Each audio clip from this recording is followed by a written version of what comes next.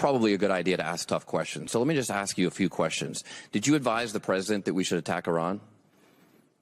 We were, first of all, in this position in the cabinet, we never talk about what we would advise the president to do or not. Do you think the president or you deserve more? I've been in every meeting. I understand with that, the chairman Mr. and everybody else as those Secretary, I'm asking the were questions. made, and he got every perspective possible when it came. I'm just asking what your perspective is. Are you afraid to take ownership of this? Do you think it was a good idea or not?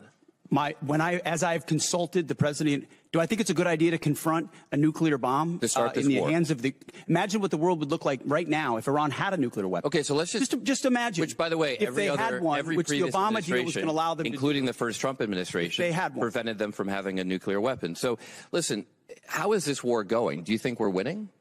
Militarily on the battlefield, it's been an astounding military success. No, but are we winning the war?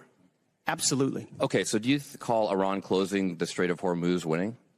Well, I would say the blockade that we hold that doesn't allow anything to come in or out of Iranian ports. Okay, so always we've blockaded their blockade. So they blockaded us, and then we blockaded their blockade. That's like saying, tag, you're it. Or, you know, if President Madison had said, well, the British just burned down Washington, but don't worry, we're going to burn it down as well. Chairman Kaine, did the military have plans for the idea that Iran might blockade the Strait? Sure. Thanks for the question.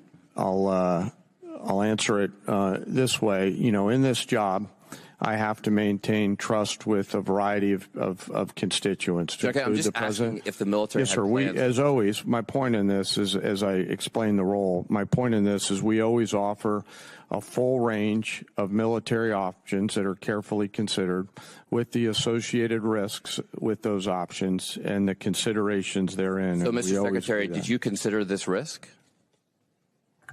Of course, this department has looked at all aspects of this risk. And so then why because did you this send the department minesweepers, the only minesweepers we had in the Gulf, to Singapore weeks before the war started? We have lots of capabilities that you may or may not be aware of at the classified level. Okay, and to deal with by the way, would the Trump-class battleships have helped with this? You're talking about a prospective future battleship, which we welcome in the fleet. Okay, so you're supportive of the battleships? Yes, sir. Okay. How much has Iran profited from your administration lifting the sanctions on Iran when you started this war?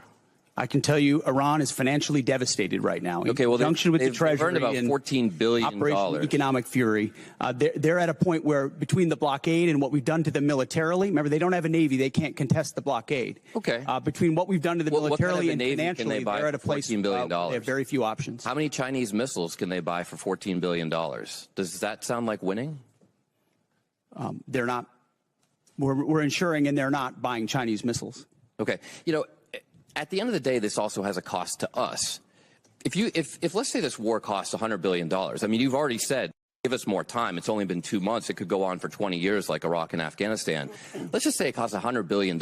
What is that to the average American taxpayer? Do you have any idea?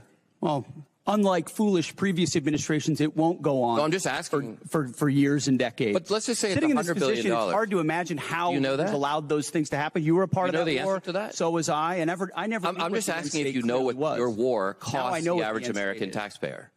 What is the cost of Iran having a nuclear weapon that they wield? I'm just asking if you know the cost of the average American taxpayer. I'm asking you what the cost would be of that. So for the American taxpayers out there, my constituents, some of the constituents you wanted to represent in Minnesota, I'm just wondering if they have an extra $600 lying around to pay for your war. I think that's just a question that we ought to ask. Now, quickly, on March 13th in a press conference, you said we will give them no quarter, no mercy. In order for no quarter or no survivors is a war crime under the Geneva Conventions. You understand that's murder. Do you stand by that statement? The Department of War fights to win, and we ensure that our warfighters have the rules of engagement necessary to be as effective as humanly possible. You called Democratic members of Congress to be tried for sedition for reminding our troops to follow the law. But when you tell them to commit a war crime, you stand by yourself. For insinuating that the laws that we're giving them are unlawful. Time's expired.